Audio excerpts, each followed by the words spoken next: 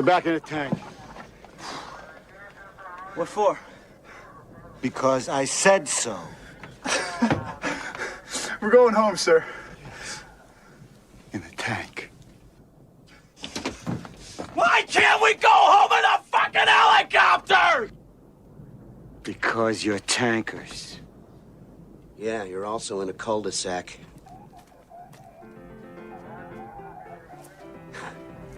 There's only one way out of this valley. Back through that pass you came through. Hello, raining people. It's me, Ryan Slewinski here of Spit and Polish Presents. I am one of your hosts, and I am doing very well. How are you, other host? A thunder hello from me, listening people. A thunder from down under? Thunder from down under. We're both from Australia. Yes, Bartek Is my name. And Trinity is mine. So I'm the right hand of the devil. Remember when we covered that film? Feels like a few weeks ago. Well, more than a few weeks ago, I would say. At least a dozen weeks ago. I don't know how many it actually was. A dozen weeks ago. Yeah. Let's find out what exactly we recorded a dozen weeks ago, just for fun. And we have to factor in the week we took off. Yeah, so you know, so whatever was 11 episodes ago. Whatever was 11 episodes ago, so factor that in. But no. We said raining people. No, we took off another week not too long ago, so 10 episodes ago. 10 episodes. Bartek, you got to do the maths Ryan, on this. Me listening, Ryan. Yeah, Listening, Ryan. Polish. Ryan. It was a Ryan pick. Yeah, that's my pick. I picked Trinity, so it possibly could have been that. Look. While I get up the mathematics here to figure it out. It's currently raining and storming as we record this, so if you hear that in the background, just have fun. Don't complain. Stop complaining. It's actually died down a little bit, but I'm probably jinxing us by saying that. Jinxo from Babylon 5? Wrong podcast, Ryan. When's he going to show up in a movie that we cover on this podcast? That's the other podcast I do host another podcast, but no, let's get real, as David Lynch would want us. Get real.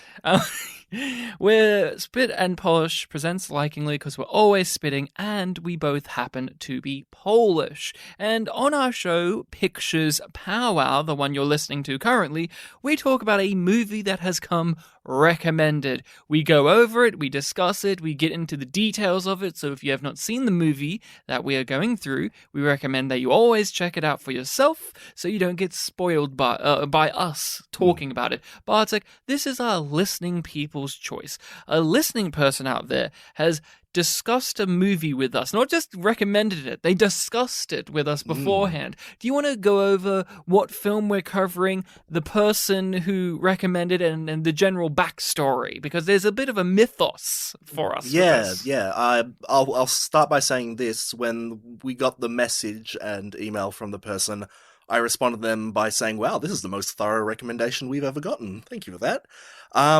A gentleman by the name of Nick P. I can't remember the last name, but that's it. Nick P. recommended for us a 1988 film called The Beast or The Beast of War.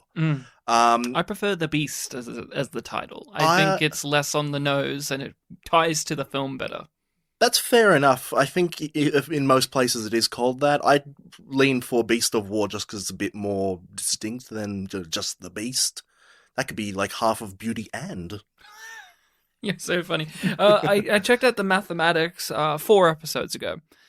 We did They Call Me Trinity. Yeah, I worked that out as well. So just over a few. So that was 5 weeks ago. Yeah, there you go. I'm sorry, I was pedantic. I thought it was longer ago. Time is an illusion. Keep going. So he recommended this film to us. And he gave us a whole backstory about his discovery of it. And his disbelief about the fact that this film has gone so under the radar. And after I responded to him the first time, he sent me a message that I think was about equal in length to the first one, where he went further in about, being happy that I responded to him because he's trying to get more people aware of this film. And also an anecdote about him talking to Quentin Tarantino's co-writer, Avery, I think the last name was, about how he contacted that guy personally and got like a little message from him talking about this film because that guy and Tarantino think that this is like the greatest film of 1988. Yeah. And they saw it in the cinema alone. And yeah, they just basically think that it's also criminally underrated. So secondary Ah. source for Tarantino and Avery. Yeah. So there's a lot going in. I reread this email after viewing the film, as I stated I would last week, and Yep. yeah, I was happy I didn't have that baggage going in. I just saw this. I knew it was a war film. I knew it was from the 80s. I knew it was an American-made movie. That was roughly it. I didn't know who was going to be in it. I didn't know who directed it. So that's my history with it. And at the end of the last episode, when you were saying this is the film we're going to do, we talked a little bit about how, the recommendation, as thorough as it was also very much hyping up the film, and we wanted to dial that down a little bit. And I'm glad I did. Same. So we weren't familiar with this. This is an underrated film, definitely not talked about. I've never heard about this movie. I've never seen images from it. And I like war films. I like films like this a lot. I like shows where it's about war. I'm partial to this. So the fact that this isn't, as in my knowledge, is not to say it's a surprise, but it adds up with what the email was going on about, because this isn't small fish. These are people, there are well-known people in this. Director as well would go on to make some very well-known films. Not great films, well-known films, but I didn't really know what I was going to get into when coming in, other than it was going to be a film about war. Did you have any inklings outside of it was just going to be a war movie? Did you even think of what war it was going to be, or who the people would be following, or anything of that nature? Yeah, that's a good point. I didn't think about if it was going to be a specific war or anything like that. But in terms of the tone, I'll say this. Last night I was hanging out with some friends until pretty late at night.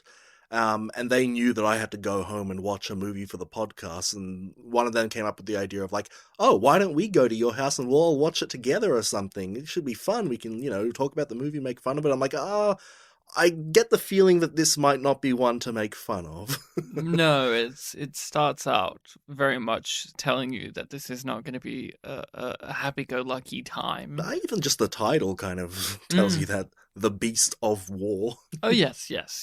Not to get confused with Vietnam War Story, another war story we've covered on this podcast. Or that really early listening people's choice that Julio recommended. What was that one called again? The Brad Pitt one. War... I thought... Yeah, you got me. Julio, you know what it is. War Machine. War Machine. Yeah, I didn't even factor in. I just assumed World War II, probably. That's what I assumed, and I that somehow was wasn't the thinking World War II. end of it. And I thought, it was going to be the Allies against the Nazis, or maybe even the Russians. Well, the involved. Nazis got a shout out at one point. Oh, can we shout out the Nazis, everybody? Good job. Not good job. No. Bad job. That's Bad guys. reminded me Bad of that guys. Adam and Pals joke. Give it up for ISIS, everyone. So let's dive into The Beast, or The Beast of War. Mm-hmm. Overall thoughts on it were, I found myself lacking with it. I enjoyed certain aspects a lot, and there were lots of aspects of it that I didn't particularly like. There's things when you make movies of this nature, you as a creator make choices. You go, okay, they're not going to do Russian accents. They're going to be just Americans. We're not going to cast actors who are actually, Afghanistan-based people. We're going to cast just any person who has darker skin. Mm-hmm. Those are choices. And I get it. But they were choices that impeded my viewing of it, because I knew immediately who our main, some of our main actors were. And I'm just like, oh, okay, that was weird. But then also choices of, we're going to use American military jargon over Russian military jargon. We're not actually going to really talk that much about the crisis that this is a part of, more just this individual crisis that we're following. Mm-hmm. These were distinct choices in the script and the direction that I just didn't gel with as strongly. but they aren't wrong. It's just one of those things where it's like when you watch an old movie and it's like, and Romans are played by English people for Yeah. some reason. They you just did- have to buy that. They did Metal Gear Solid 3 Russians. Oh, there you go. Yeah, that's a great way to describe it for sure. And one of the things that did majorly affect me, and I'm curious if this factors in for you, is there are some actors in this. There's a Baldwin in here that were the hot young talents of the time, and they looked too much like 80s actor pretty boys for me, specifically our main guy, the guy who got tied to the rock and left behind. I never bought him as this Russian tank guy. Now our main antagonist, I bought him, and when I found out that he is a man of Polish and Ukrainian descent, I'm like, of course you are. You look like a European guy who belongs in this time period driving around in a tank, but some of the other actors involved in this film, they look too much for my eyes as pretty boy, hot stud actors that you cast because you got to have the guy from The Lost Boys in your movie because that's a big film, or you got to have the handsome guy from Scarface in your film because Scarface was a big movie and this guy's on the rise. And so there was some of that did stop me from enjoying it as thoroughly. Now, these are things I admit that somewhat superficial, but and will most likely be altered in minor ways or even major ways if I ever rewatch this. How was your experience with The Beast of War? At the beginning, when it was revealed that these Russians would be played by Americans and not doing the accents, not doing the language, it did throw me off at first, but I pretty quickly got used to it. I also wasn't really looking at their youth as so much a thing of, promoting the young hot actors of the 80s. I thought that their appearances relatively worked well because in a way, a lot of those characters in the platoon, which I barely remember most of their names, they do kind of boil down to an archetype. There's the young nervous guy. There's the hothead, the really talented gunner who uses some of the resources but gets away with it because of his talent. Obviously, the main antagonist, the leader of the group. So basically, the local. Yes, they had the translator with them. So you can basically boil down their character roles in this group to just those things, and that gets by fine. And their young appearances work well to show that some of them are inexperienced. So yeah, it's not even that they're young. It's just I found them too pretty. I was like, oh, they're pretty. That's fair. Well, people. The ones that survived to the end, they were very dirty by the end. Yes, I'll give it that. Yes. But how did you feel about the film? Feel about the film? I really appreciate it. And I kind of formed this opinion a bit more because in the email that Nick P sent us, he sent us 2 links for supplementary reading, and one of those links went into talking about how in American culture a lot of the wars that they fight are not in their own backyard. And you compare that to people in Europe and people in the Middle East, and all the wars are basically in their backyard, and so they have a different view of war. So the fact that one thing that I had to keep reminding myself is this is an American film. It has very non-American sensibilities about it. And yeah, just the fact that this came from America, I feel like that's, I don't know if progressive's the right word, but it feels like it's a very informed film. I understand that. And it is covering a conflict that we rarely see discussed. Yeah. I was just going to say in film, but just discussed. If you were to ask me about the Soviet invasion of Afghanistan, I would probably just point to, that's in Metal Gear Solid 5, and that's probably the most I could say about it. Yeah, I couldn't even tell you when it was. Yeah, straight off the bat. If you had to point a gun at me and say, tell me when this happened. I don't know, sometime in the past. That was Metal Gear Solid 5, man. I don't know. Yeah, and I haven't played that one, so I can't tell you. But no, it is covering a conflict that is one that has not been discussed and explored that often in at least the landscape of film. I guess it's a late Cold War type thing. And so I thought that was a very unique selling point. The film does a very great job at reminding you that tanks suck. Like, it would be fucking nightmarish to be a tank guy and to drive around in a tank, and like there's a lot of things that go into operating one of those, and a lot of we look at tanks, especially if you're a gamer, as the ultimate peak of like what you get when you are playing those military games. Like, oh, I got the tank. Like when you're playing Grand Theft Auto, you're like, oh, I got the tank. Or even you're playing, or on the other end, like when you have a wild scale battle game, like, oh, just one tank. That's just one unit of many.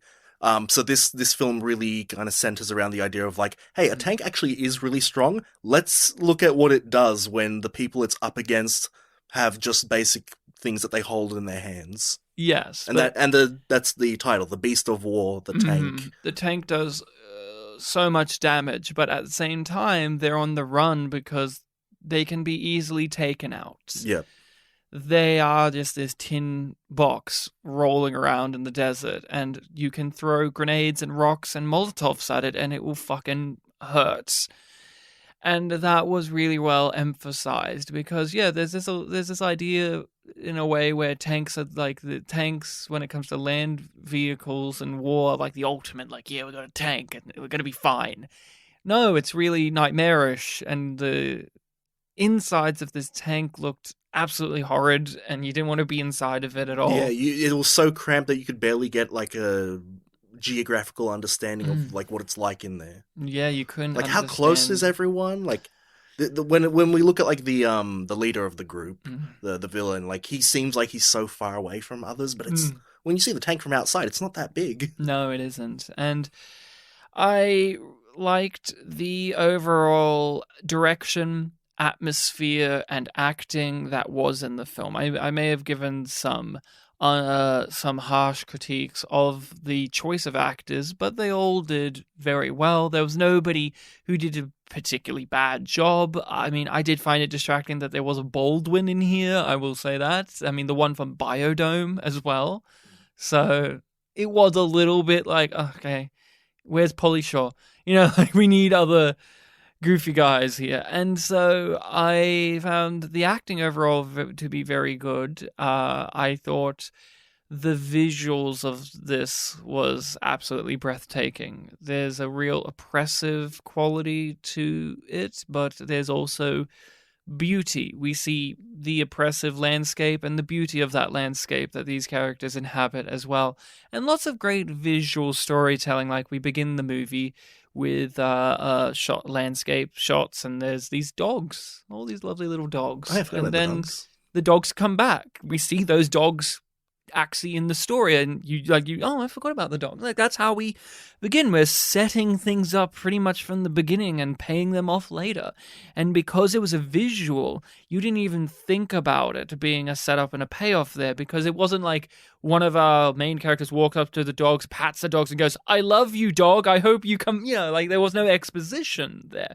You're just entering the film and taking the visuals as they come and go, okay, we're in this landscape, we're following these people, and you don't even think about the dogs being a piece of that information. You just go, oh, that's just a part of the flavor of the landscape.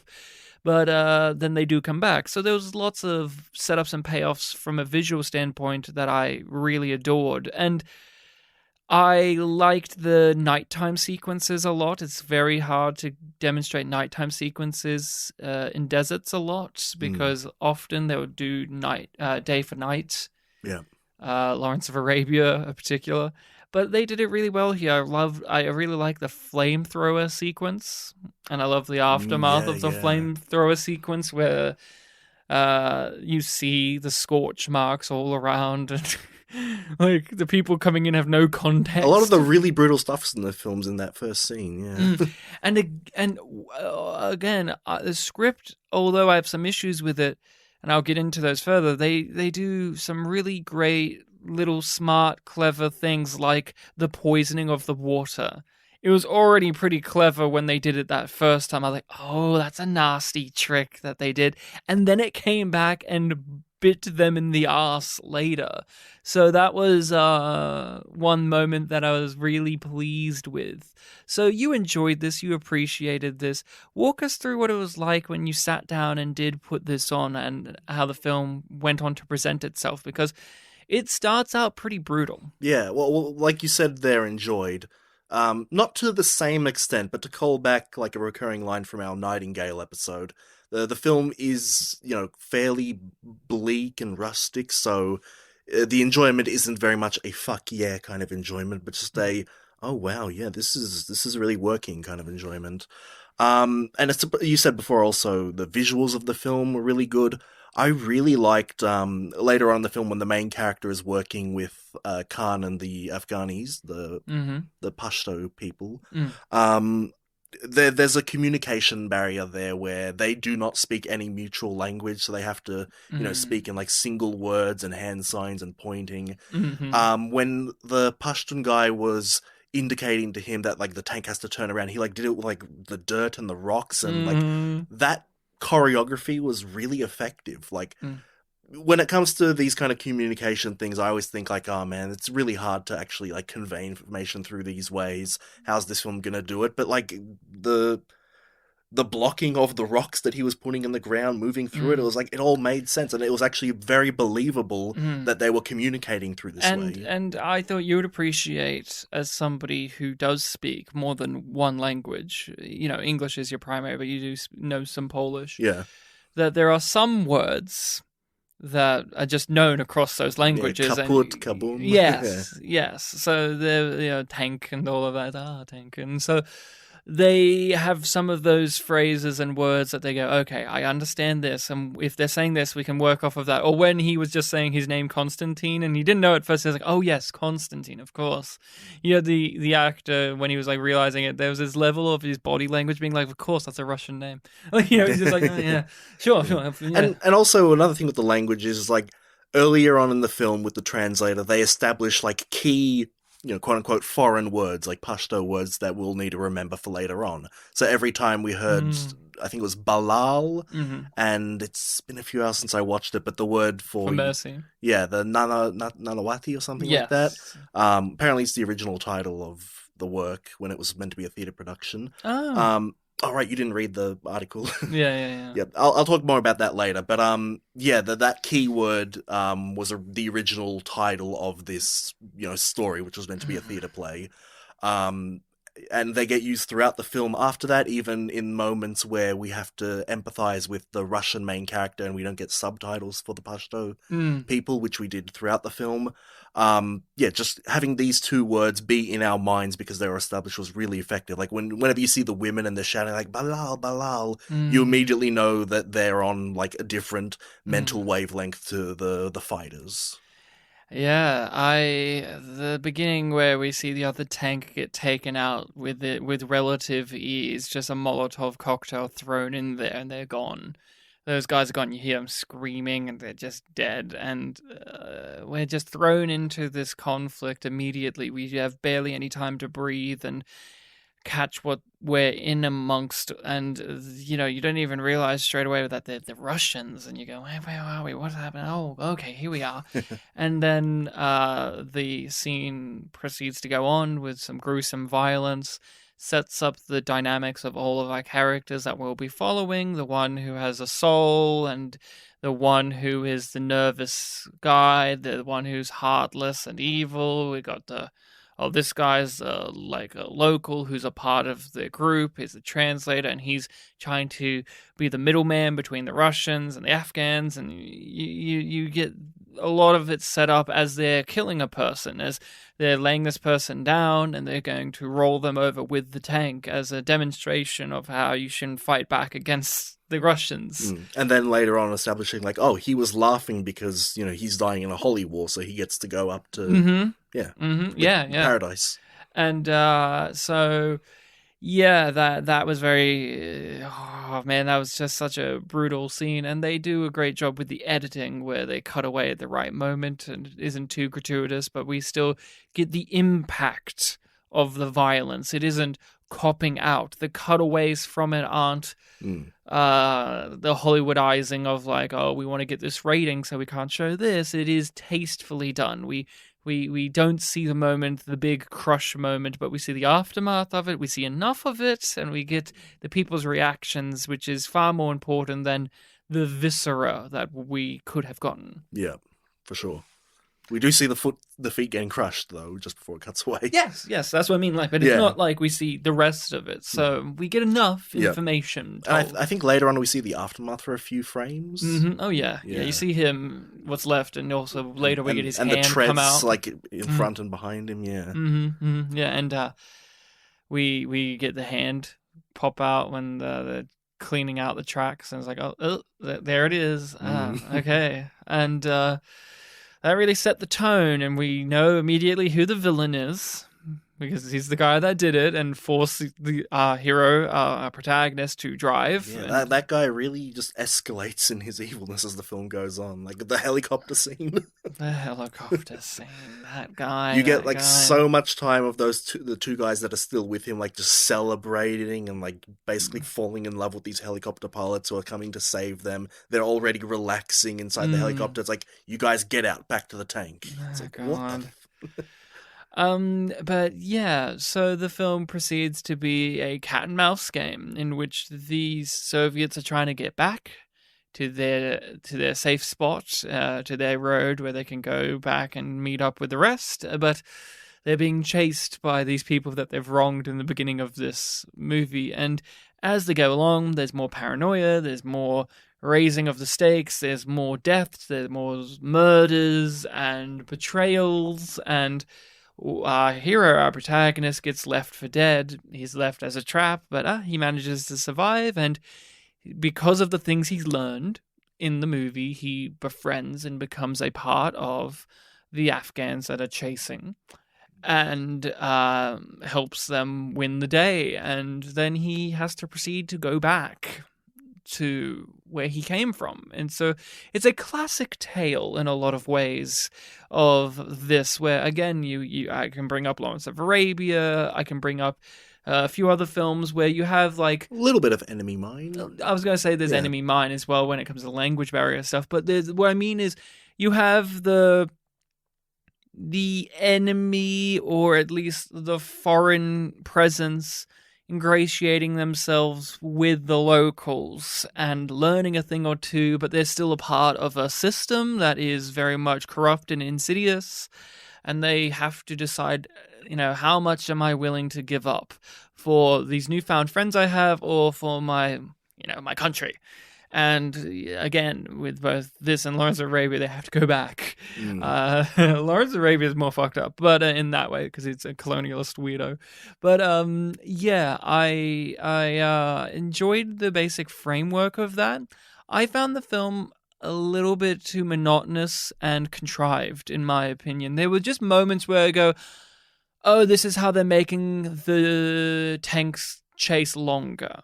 Okay. Like, this moment here, oh, the map was burned, so they go here, and they have to drive back around, and then the antagonist is making it so that they have to make this keep going. Like, we can't just go into the helicopter because that would be the end of the movie, so we have to have them come back. The main one that really got me, and I think it's like the only one that I would really be like, was when they finally got to the position where he was gonna, shoot the rocket launcher behind the rock, but then the other guy Khan runs across the field, still holding the rocket, and it's like, he didn't have to run across that field. And it diminished the intelligence of that character because he was the one who was the smartest. Yeah. In the runtime, and so it didn't feel realistic for him. Yeah, there was just a few too many moments where it came across like we have to extend the length of this, or we have to start the chase again. Like, we just casually chilling here. Oh no, grenade! Like, it is very much of it reminded me of when we did improvisation. Oh, yes, yep. And it would be like, space jump, and it's like, now we have to start a new scene. And that's kind of what it was like, grenade! And it's like, new scene now. Like, we haven't, and I think what part of my frustration with it is, I like the acting. Like I said, I love our antagonist. That guy is the best in the film from the actors. He was marvelous. And my problem is I wish there was more scenes where the characters were talking to one another and giving us something more, because when we did get those, they were nice, they were well done, but then they have to be interrupted and we have to go back to the chase and the action and the shooting and the worry of death, and I appreciate that. But there's, okay, for instance, we have our local translator whose name I am forgetting off the top of my head. I know that actor's in everything. Mm-hmm. Did you recognize him? He's in everything. He's one of those actors. He seemed familiar, but I didn't really... He was in Mr. Deeds. I saw that once. He was the butler. Oh, But okay. he's a very recognizable face, Samad, played by Eric Avi, who's Indian, and he's played over, I think it said over 24 ethnicities in his career. Mm. So he's a well-known actor. Like, he was in The Mummy, he was in Planet of the Apes. He's in those Destiny games. He's a big deal. So we have the building tension between him and the guy who's head of the tank. And again, that's one of those things where it's like, they kill him relatively early in the movie, and a part of me is like, I reckon this could have been extended more. This is the part where it's like, I wish this was extended. And that's a weird thing. Even though I feel like they find contrived ways to elongate the chase, I felt the movie was too short. I was like, if this was an over 2 hour long movie, I would be far more like, okay, I'm here. I'm with where we're going. We can have scenes breathe a little, have those tensions of people just looking at each other and giving each other the stink eye and betraying each other and talking about each other behind their backs, and getting more about the Afghans and who they are and what their interpersonal conflicts are. But it felt those things were a little bit too breezed through. Yeah. On the one hand, with the thing you were saying about space jump, like a sudden thing would happen and they have to go to battle stations. On the one hand, I did kind of appreciate it because it said something about the setting and the conflict. And how like, oh, driven man, the Afghans are. Yeah. They're never going to stop. yeah, you need to like be on point, like ready for anything, because yeah, they are just having conversations about anything and then grenade, get into positions, guys. Yeah. But on the other hand, yeah, I do kind of wish we had a bit more interaction, like especially at the beginning of the film when the group was much bigger, before we were losing some people. Because yeah, the translator and Constantine were basically like the heart of the film at that point. Yeah. You know, they were the ones who were like protesting in a way against, like, you know, killing the Pashtun person. They weren't committing quite as many atrocities. They were clearly against the antagonist in some moral ways. They were patriots. They were, yeah, patriots. And they weren't standing for some of the very obvious corrupt rule breaking, like, you know, getting rid of the write-up. Oh, this guy should be punished. Yeah, but he's really good, so don't punish him, that kind of stuff.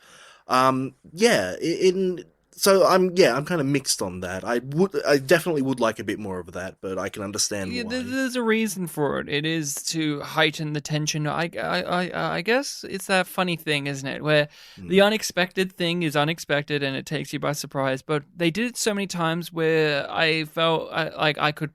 I can understand that. You did say monotonous, so I get that. Yeah, it came to a point to me where I could almost clock it when it was going to happen. When eventually you got to the point where Constantine was getting along with Khan, I felt like it kind of revitalized a little bit, but yeah, there is that middle third where, yeah, there's not as much of it. Yeah, and again, if this was a longer epic, if this was 2+ hours and we really got the nitty gritty stuff, I think I would be that. This is one of those few times it's like, movie longer, make movie. The fact it's under 2 hours feels ludicrous to me. It should meet up with Gora and like take some minutes. Oh yeah.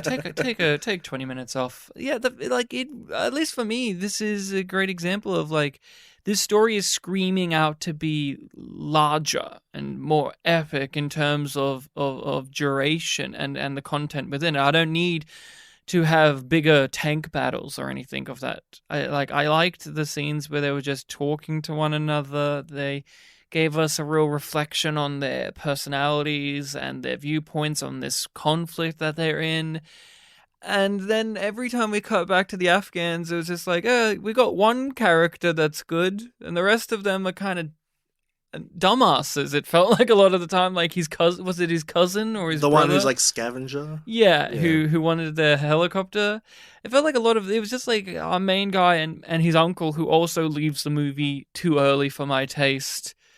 They were the most well-defined, multi-layered. The rest of them were just faceless people to me, like just they were there to do the thing, and I don't know.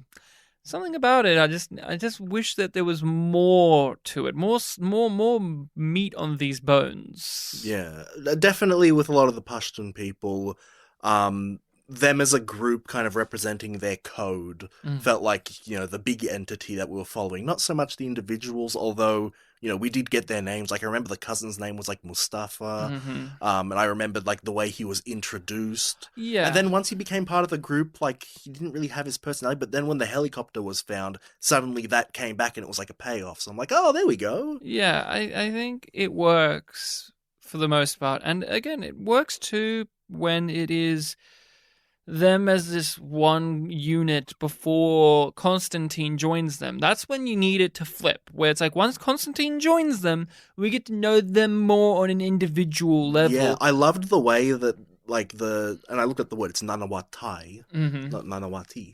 The way they reacted, like, everyone kind of differently to him invoking that. The women wanted to kill him. that third principle. Like, the women were like, no, but Bilal, the second principle. It's like the third one overrides that. There were some that was saying like, oh, just because he can pronounce the word doesn't mean we should respect the principle there. It's like the raccoon can say, the raven or the crow can say the word, doesn't mean we have to respect it. But then there were the ones who were much stern. It's like, no, if we do not uphold this principle, we fail. And then there was also a little bit, I think, of like loopholes. Like they all gave him a bunch of food, and then as soon as he takes one bit of bread, they all just come clamoring and take everything back. And when he's given the RPG to fix, that was a really, really great scene.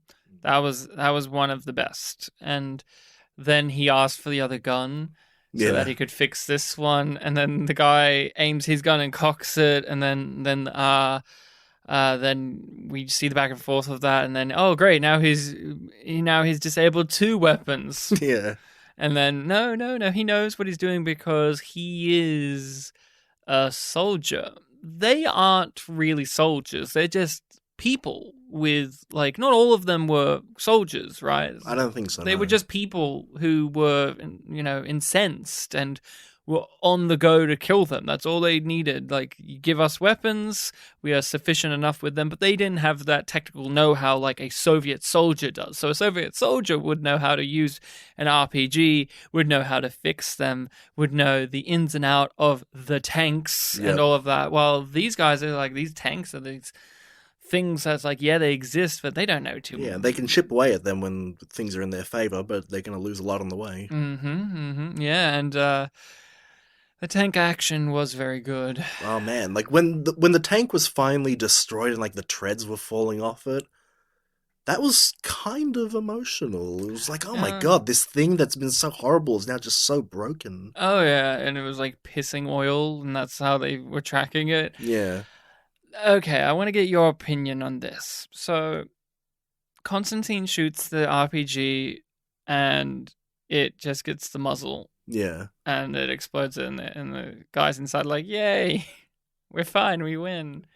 And then they're about to drive off. We have, what was the main Afghan guy's name? He was Khan something, right? Yeah, I don't know if his name was Khan or if Khan was like a title. That's a title. I just remember he went by Khan. Khan Taj, I think. That's how he like introduced himself to Constantine Khan. But he screams out like, Allah, why have you forsaken us like this? Yeah. And then the mountaintop explodes and the rocks fall down on the tank. And we find out that it's the women. They set up bombs up there. But like, how did you feel about that moment? In the moment of watching it and now that you finished the film? Before the women were shown, I was thinking in my head that whole rule of screenwriting. You can have coincidence get you into trouble, but you shouldn't have it get you out of trouble. Mm-hmm. When it was revealed that, like, the women did something, I accepted it a little bit more. Like, oh, okay, sure, there's an actual, human factor here. It wasn't just coincidence or actual divine intervention. So I don't mind it as much. But at the split-second reaction was like, ooh, what are you doing here? I thought it was too cute.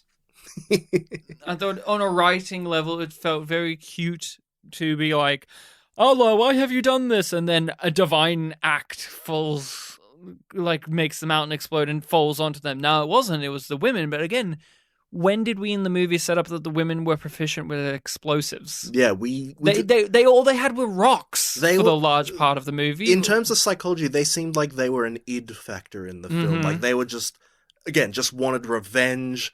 The soldiers weren't really going to hurt them. Like they were getting away from them when they were throwing rocks at them.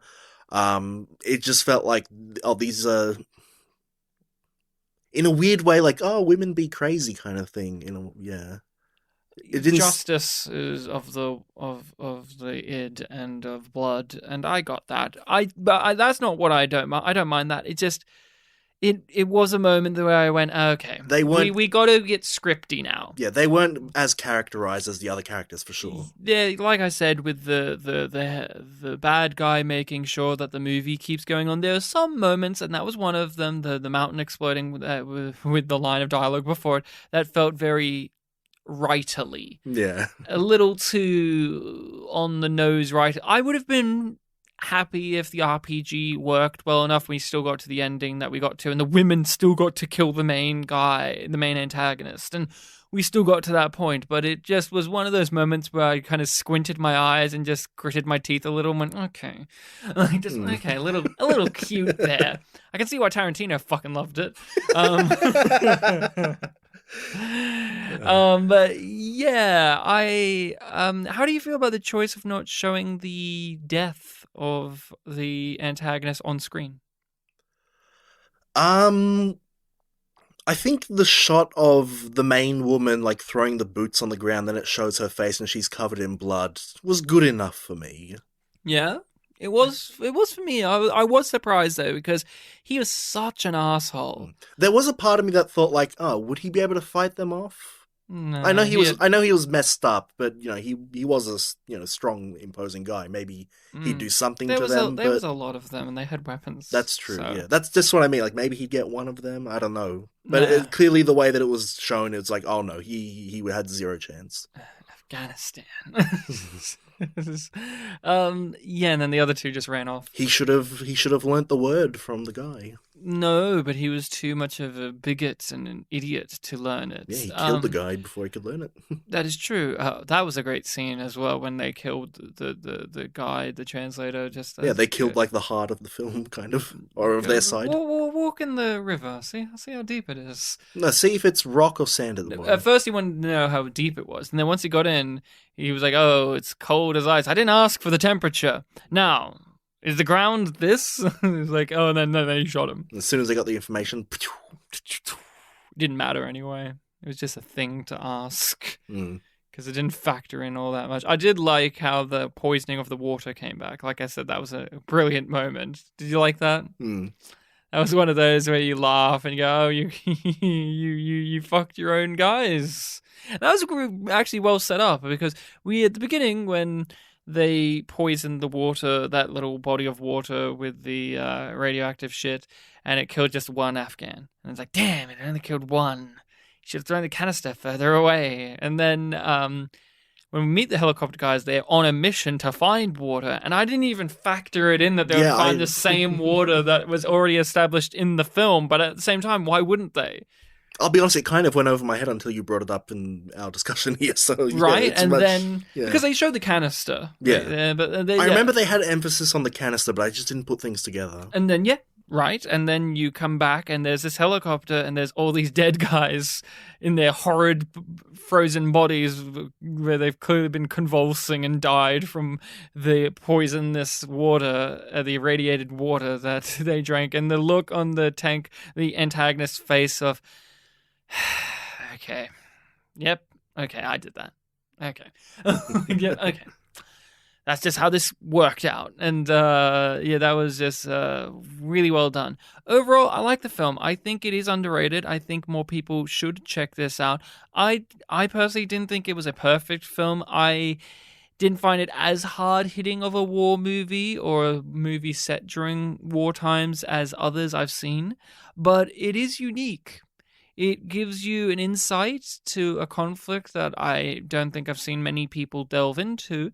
And the choice of making us follow these Russians in the tank and giving us the idea of how dangerous the tank is, but also how vulnerable it is, was really meticulously done. And the direction was spectacular. Like, all of my problems comes from scripting things and choices, like I said, of making them speak American English with American jargon. Like, I would have been fine if they at least used Russian jargon for the weapons and the maneuvers. I think that's what took me out of it. Because apparently, I don't know if you read the IMDb trivia.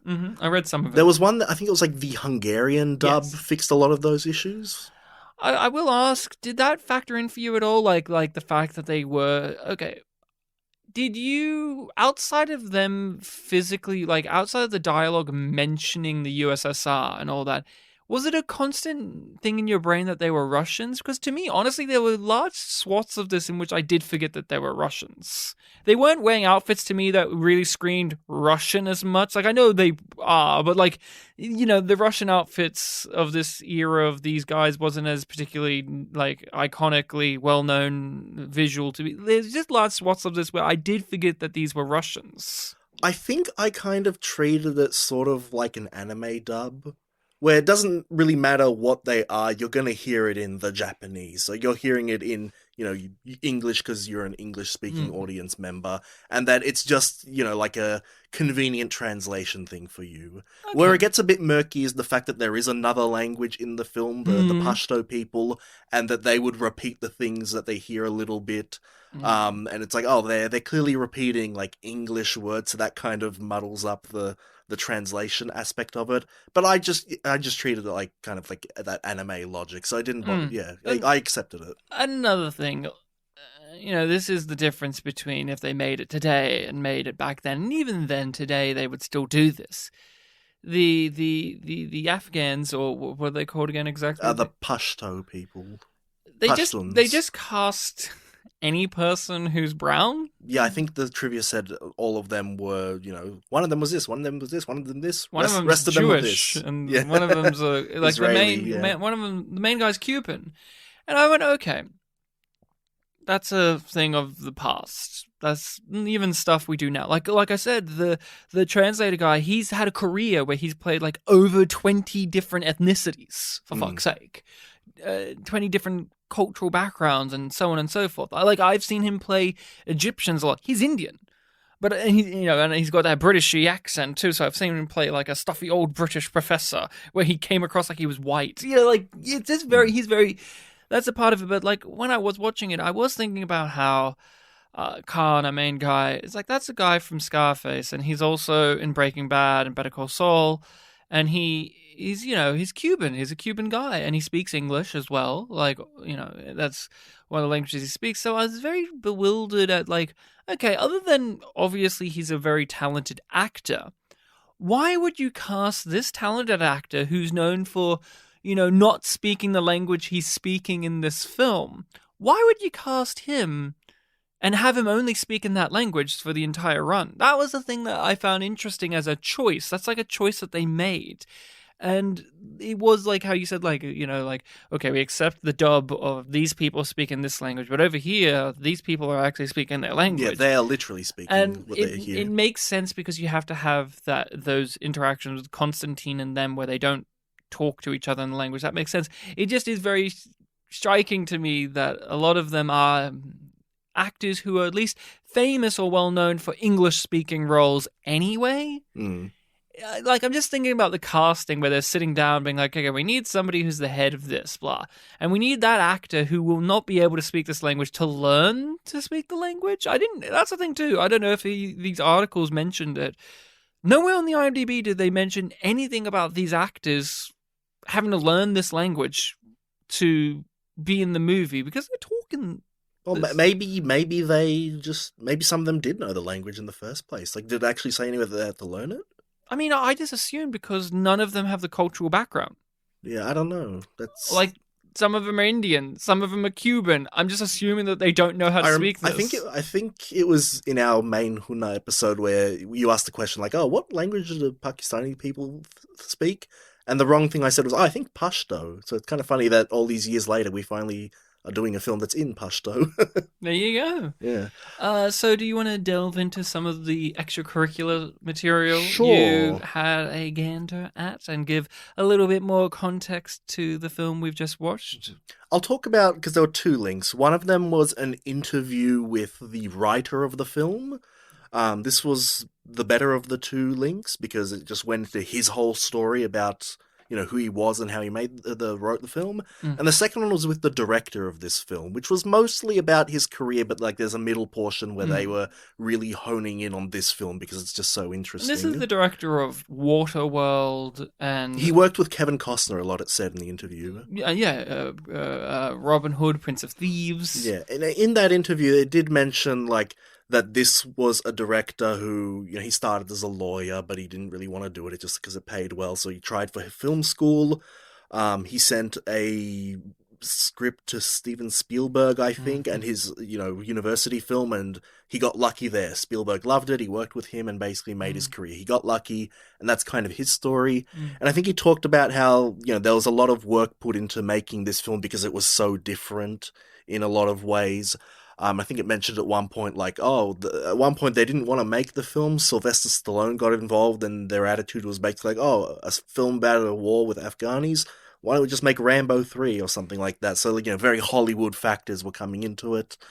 It talked about a few things like that. But the one with the writer, which I can't remember his name because it was a very long last name beginning with an M. He was a guy that made theater productions, like wrote theater productions, and he had a very famous one that was showing in New York. It was getting rave reviews and it was very popular. And then one day when he was just not having a great day and he walked out of rehearsal just to walk around, he saw a headline on a newspaper on a newsstand that showed a Pashto leader, and the headline was talking about this Pashto leader is talking about the situation in Afghanistan. And this guy, because he's very much of an artist personality, he was like, I became fascinated with this man, and I became fascinated with this conflict in Afghanistan, which it seems like something really important is happening there, and no one here in America is talking about it. And so what he did was, he kept going to this one Afghani restaurant with these two Afghani workers there, and he just kept coming back over and over and over again, trying to get them to tell him about the culture. And for a long time, they thought he was CIA or something, trying to get information from them. He's like, no, I'm a known guy. Go see my show. I'll give you tickets to see the show. And eventually they were won over, and it's like, okay, we believe you. He wanted to ask them, how can I go to Afghanistan so I can see what it's like there? And there was just a whole host of events happening where it's like, okay, fly to Pakistan, we'll meet you at a hotel room. And he's just thinking to himself, are they just fucking with me? Is no one going to show up there? He took all these risks. He was spending all the money he had made making the show, $5,000. But they did follow through, and through a bunch of, more events, he did get into Afghanistan. But they're like, okay, now you have to go talk to this warlord, and he will have the final say of whether you can get in or out or not. He's like, you didn't tell me this when I started, that I could just get here and then be told to go away. So he talked to this warlord, they got along, and he got the permission. And then he mentions, when I got back home, I did some reading about this guy, and he is a monster. But when I spoke to him, he was a perfect gentleman. And so, at this point, I forget all the details, but basically he had these two handlers that were leading him around through the mountains and stuff, and he was just seeing all these atrocities happening, and he was just constantly telling himself, Jesus, I am not meant to be here. I'm just an artist. I did not know what I was signing up for. There was one point where they had a bunch of Soviet prisoners of war, and they told him ask them whatever questions you need, and when you're done, we are going to kill them. And he's just like, I cannot be a part of this, so they just killed them instantly. Mm. There was one point where he got very sick on a snowy mountain, Mm. and the two handlers, evaluated their situation and said, like, look, we cannot take you any further than this. We believe that when you are born, God writes invisibly on your head, or Allah writes invisibly on your head, how you're going to die. If you survive this, then you dying on this mountain was not written on your head. Mm. They gave him a gun with 2 bullets, and the guy was like, I guess it was just in case the first one fails, I can use the second to kill me off. But he managed to survive. He got found by a village that happened to have one member who works overseas that speaks English talk to translate for him, so they didn't think he was a Soviet to instantly kill. He had a very good experience in that village, like very warm, found out how nice the people there were and what sort of suffering they were going through, and just basically just a whole very enriching but very dangerous experience in Afghanistan, which all got brought over into making this story, which he was going to make into a theatre play. And I think it was a theatre play, but someone saw it. It might have been the director or someone in the movie industry. They saw the play and like, this isn't a play, this is a movie, and that's kind of what happened to make the film happen. And you see it. You see that. And Yeah. you see that experience and that insight. I would love to have watched a documentary about that. That's a documentary as well. Like I would watch that a first whole thing of article- his life. That first article was like a whole story, and it was just, That's interesting. Yeah. Well, we'll make sure to share that on our social media and Yeah. everything. You'll make sure to post that around. And that's all I've got to say about The Beast or The Beast of War. I recommend it. It's not a Sunday afternoon watch. You have to be in the mood, but I was in the mood. And although I didn't fall head over heels in love with it, I appreciated it a lot. I did think it was a well-made one, and it will be if I do revisit it, which I hope to. It will be one that grows on me. It wasn't one that bowled me over instantly. Afterwards, my wife asked me like what I thought of it. I was like, okay, yeah. I definitely But want to rewatch it. Yeah, even sitting on it overnight and talking about it today, I've grown. It's warmed my heart a little bit more with its presence. You recommend? I also do recommend it. Yeah, I also think that with more reviewings, I would appreciate it more. Certainly, reading that article made me appreciate it more because there was just so much going into it. The thing, that I've already said at this discussion we've had, the thing that I keep going back to is just, this is an American film. Like, it had just so many sensibilities of international films that I've seen before. It didn't feel like, a stock action-y film, like the Rambo 3 thing that got brought up in one of those articles.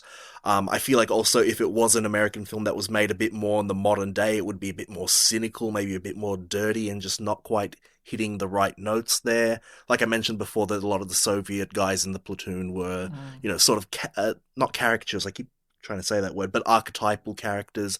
I feel like maybe they wouldn't be quite as simply characterized as this film, which really helps lend it the personality it has.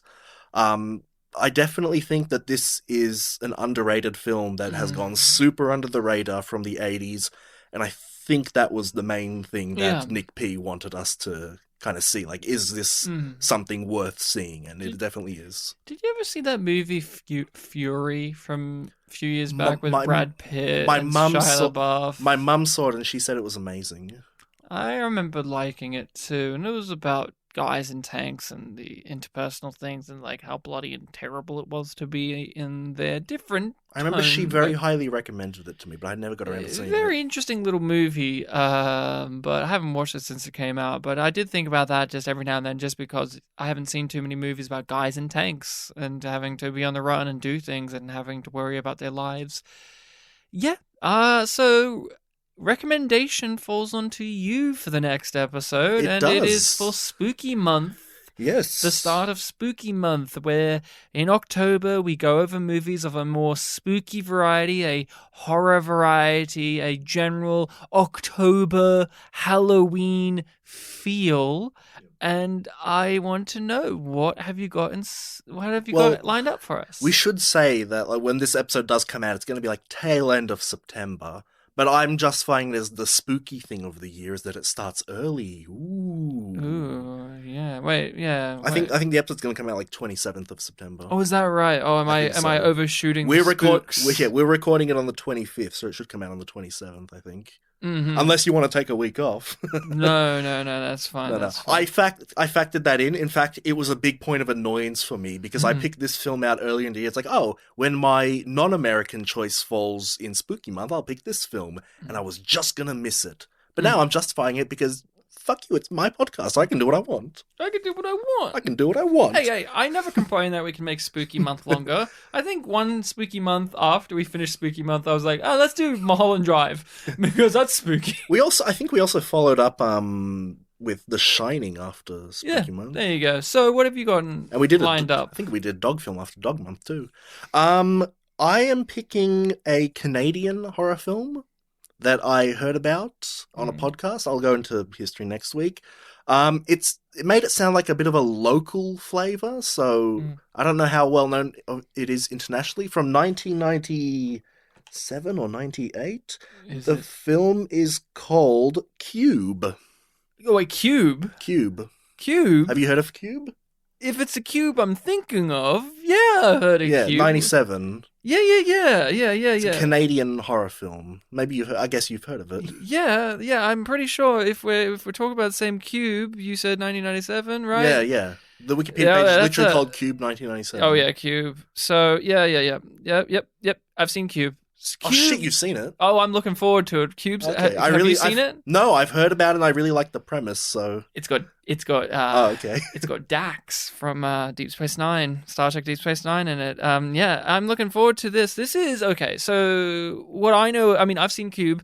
Cube to me is, and we'll get into it next episode more so, whenever there's an escape movie, like a movie where people are trapped in a thing and they have to figure out, like the Saw films, for instance, or there was an escape room, the movie came out a few years back, you will no doubt see in a review somebody reference Cube as the pinnacle of that. Okay. Oh, it's a pinnacle. Well, yeah, because we'll see it when we see it. But to me, I also agree, it's one of those movies where if you're really into those stories, like there's so many Star Trek episodes that where you're big into games. Yeah, games and manga. I've read a lot of them where like you that. have those characters trapped in a situation where they have to figure out how to escape or how to get out. Heck, even one of the Predator movies is a bit like that, where it's like Predators, where they're on the planet and they're having to figure out how to live through being hunted. Cube is a top shelf one of these type of movies. That's exactly why I was interested. I was like, it's like those things I like. Yep, I'm excited. I love Cube. It's been ages since I've seen it. I haven't seen it probably since I was like 12, but I remembered liking it a lot. So Cube. Okay, yes, awesome. Okay, my recommendation, but Ryan knows about it. I wasn't expecting it to come out of your mouth. It's one of those where I'm like, I assume Bartek knows nothing. Were you saving it, Ryan? No. There we go. There are those movies where it's like until somebody brings it up. In a way, it's not like I don't forget about Cube. It's like it's just I haven't watched it, so this will be a good excuse to watch it for the first time in a while. So, Cube, you're over twice as old as you were when you first watched it. Yeah, isn't that? Stop it! Stop it! I'm getting old. Hey, Ryan, memento mori. Memento mori. Thank you. Remember that you will die. Yeah. All right, that is it. You can find us on your social medias of Facebook and Twitter, Spit and Polish Presents. We are posting on there, interacting with people, so feel free to hit us up. And that's where you can also recommend films to us to cover on the podcast, as well as our email address, which is spitandpolished@gmail.com. I was going to give the password too. Oh, you were? I was like, don't do that, Ryan. I thought you were beckoning me to say the No, email. I was just waving at you because I was like, do not say this, Ryan. I was going to be like, our password is blah, blah, blah. No, because I always... Cube 2 hypercube. Yeah. Cubed again. So... That's so stupid. Alien cubed. So rate and review us on your podcast hosting platform of choice. And that is all we've got for you. Well, I notice in podcasts like these, I know we've never really done it, but usually if the host has another podcast, they'll also plug that. So Yeah. do you wanna do that for? Okay, so Bartek hosts another podcast Yes. called The Pants Show, in which he reviews the pants he owns. Make sure to type into your podcast hosting site Pants Show, and you'll get Bartek's great podcast where today he's wearing a lovely pair of green pants. Ah. Do you want to give us a brief flavor of what your green pants are like today? What they taste like? Well, given how we started the podcast referencing the weather, they were quite wet when I came here. I believe my exact words were, "Oh, I pissed myself, but I'm still going to use the toilet." Oh, and just for those out there, I want to clarify, when I say it's Dax from Deep Space Nine and Cube, I mean Ezri Dax, not Jadzia Dax. I just want to make sure everybody knows that I know that. I don't want some emails coming in being like, "Ryan, when you said Dax, do you mean Jadzia Dax?" It's Ezri Dax, the less popular Dax, but she's cute and has a pixie haircut, so people like her for that reason and no other. My sister hates her, though, so there you go. There's a fun trivia fact, but we'll get into that next. But no, I also have a podcast. You have Pants podcast. I have Yum Yum podcast, where I review stuff like Star Trek and Babylon 5 with my wife, Rachel, who I mention on this podcast every now and then, and sometimes she appears. Sometimes she comes in to thank Bartek for being a hella feminist. Yes, and... everyone, please listen to our episode on how to succeed at business without really trying. Yep. Not the Juno episode. There's nothing special about the Juno episode. Juno, please. Who needs to listen to anyone talk about Juno, starring Rainn Wilson? Talking about rain, sounds like it's dying down, so we better get out of here so we can run around in the sunshine that's going to come out from the clouds. I actually really liked our Juno episode. I just want to throw that out there, guys. It's a really good episode. He was just joking I was just joshing you. And I was just draking you.